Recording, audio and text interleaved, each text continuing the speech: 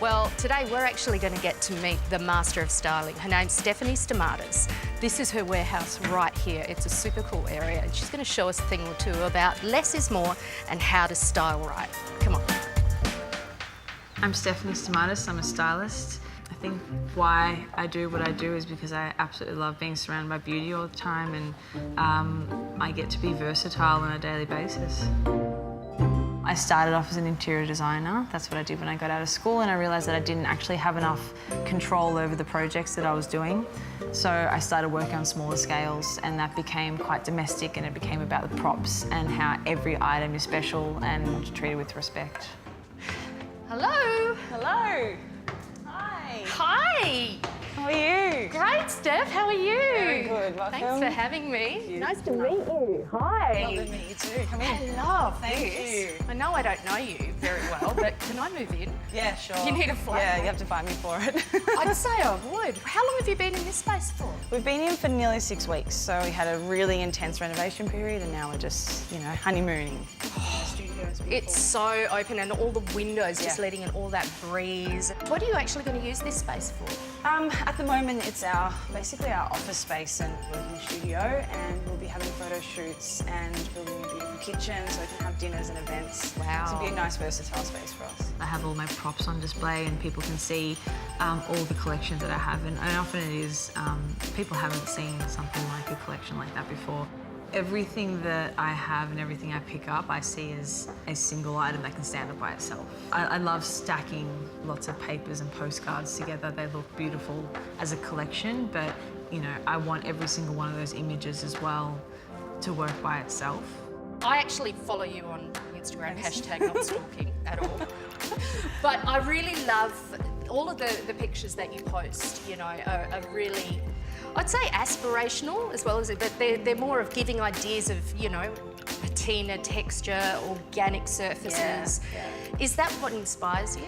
Yeah, like the patina and the history and how something is made really inspires me. Like I get a real kick out of seeing where someone has touched something by hand, or you can see the history and you know where an item's been around for, you know, 50, 60 years and it's got life already. Yeah. I get really inspired by that. The story of where my pieces come from are almost as important as the piece itself. I really get a kick out of finding beautiful ceramics from Japan, where I've seen the studio that the ceramicist has been making in. That makes a piece really special to me.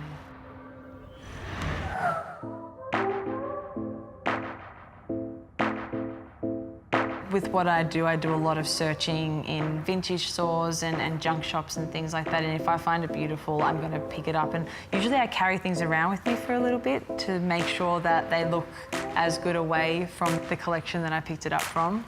And if it's still a beautiful item to me, that's when I purchase things. I'm noticing here behind me, it's almost like a library of goodness. Yes. Of all the beautiful different bowls and plates and vessels. Gosh, they're so beautiful. What about this one? This one's just, oh. Yeah, that is, the glaze is everything in this one. Oh my gosh. I actually stopped on a train in Japan to especially go to this shop. It was like a 4-hour kind of detour, and the shop was closed, so I ended up ordering online. Awesome. I love your books. The colours, yay. But look, horses and ponies, that's so cute. Yeah.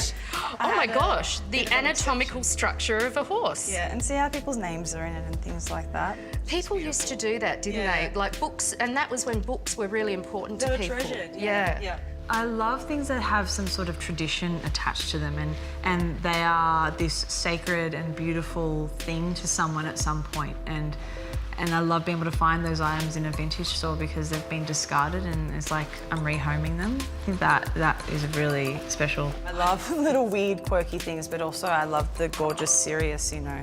That's all hand formed and, you know, handmade. Look how thin that is. That is a master ceramicist. Whoa. So that's, you know, made in Japan, and it's very delicate, and then this is made in Australia and it's, you know, great and quirky. So I love that juxtaposition. Yeah, I mean, it's such an incredible collection, but this is your work, right? So this is what you do for a living. What about your personal beautiful things that you love for your own I have self? a private little beautiful stash that Private, beautiful stash. I Well, like the sound of that. this is the stuff that only ever goes out on really, really special jobs, and I've been, you know, accused of creating an altar, but these I love. I love that. Do you know what? Every woman should have an altar. Yeah, this is the special stuff, and these are things that I really cherish. I love things, and I love seeing how they're made, and I like, you know, special items, so this is kind of where all of that goes.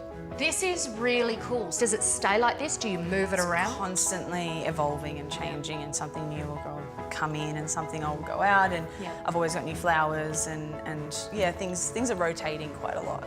Oh my gosh, I think I had one of these at school. Yeah, the it's old rubber, Vita exactly. erasers. Yeah, I just thought it's a really beautiful shape and colour, and like I love the branding on it, and So cool. it's just so utilitarian, but Completely. really beautiful at the same time. I love playing with texture. I love playing with soft tones and high contrast, and mixing those nostalgic elements with high-end design and contemporary elements as well.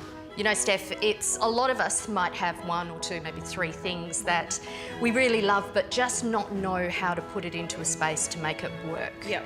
But I'm actually really excited because you're going to show me how to style a few of these pieces to actually work in a space. Yeah, I've got a few spaces that I can show you, just some special items and how to really highlight them. I'm really looking forward to having a play with that. Yeah, great.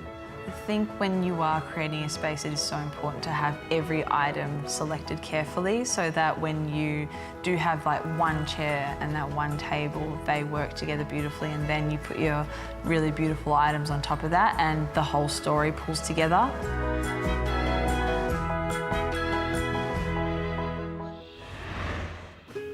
This space has so many beautiful special nooks, but one in particular was the bathroom. Oh my gosh, the door is everything. Oh my, this is the ultimate hole in the wall. Yeah. We didn't realise how special it was until we painted over the door. We actually painted the door white so that when you open up the space, it's framed and you get that beautiful contrast with, you know, the tile in the background. We're just going to style it up a little bit, make it look really pretty. It looks pretty already. Can we make it look prettier? Yeah, we can add a few elements that can just really take it up a level. Oh, this I'm looking forward to seeing, Steph. When I'm styling a space like that bathroom in particular, I'm just making sure that the bones of it and what is already there are showcasing. So we just want to add elements that highlight those architectural assets. Instantly, I think that we can put a beautiful little table and create a moment on the table that's special as well. So add a towel and some soap, and that's the place that I would put the candle. Because we have such a tiny little vanity, it can only really fit a hand wash and maybe just one little single flower. And we like for our guests to come in and actually experience that little moment with the flower on the vanity. We've also put in a beautiful Japanese linen hand towel and a mirror. There was a shower curtain that really didn't get much use, so we took that down, and we're actually going to use the rod as a plant hanging device, so have lots of plants hanging across it. That looks really beautiful. Do you know what I really love what you've done in here? And I think is a really great example for all of us, is the fact that everything, it's not just fluff and bubble. Everything that you've actually put in here is practical and simple, yet it's like extremely beautiful, like amazing. Everything Beautiful is texture. selected for its purpose, and it's the most beautiful thing I can find for that purpose. Makes sense, doesn't it? So you don't just have to fill a room with stuff. No, everything can be special. All right, speaking of special, do you want to come and style the chair in the corner? Great. Having a simple design aesthetic is just making sure you don't have clutter and things that aren't important within your space. So that's the most important thing about simplifying your collections. Fundamental basics of a sitting area. The rug, the chair, and a table. Yep. So now that we have those, we start adding elements to it. Yep, we'll add some layering and some personality and some function to it. So I would definitely always start with some really beautiful books. Because you would read when you're sitting in a gorgeous chair. Yes, I've picked this cover in particular because of that pop of red. That's just my favourite colour at the moment. So we have purpose with reading. So purpose. So then we kind of think, well, what we'd be doing, I'd be probably putting some really beautiful glass items or maybe some flowers. Okay. But I want to use our beautiful water jug because it's getting hot. And you can actually drink that water. Yes, it's purifying the water for us. The charcoal inside is making it beautiful and clean. And it looks so good. It does look beautiful. It matches with the table, the black. Absolutely. Okay. So then I would choose a really beautiful vessel. I'm gonna break off one of our beautiful little orchids. And then we can add one more layer of cozy. Another layer of cozy. Oh, I want to see what a layer of cozy looks like. I have a beautiful alpaca. Oh my gosh, I just want to wrap myself up in this. It's beautiful as it's on its own, is stunning. If we just drape it. That easy. Yep. Just drape it. You see now, like that, you go just drape it and all of a sudden it works. If I did that, I'd be going, oh, is that looking right? But that works. And now it's a really cozy corner with all the elements of natural colours that you love. Yep. You know, just having a look at this today, it's just made me realise also not to overthink what you put together. Sometimes the KISS method, keep it simple, Steph, is the best way, you know what I mean? Absolutely. And I've learnt a lot. You've like enlightened me on the whole less is more. Absolutely love what I do. I love the fact that I'm doing something different every day. There's a new brief across my table every day, and the beauty and where I'm very lucky is that people trust me enough to put my own print on the brief and put my own vision into the photos that I'm creating every day.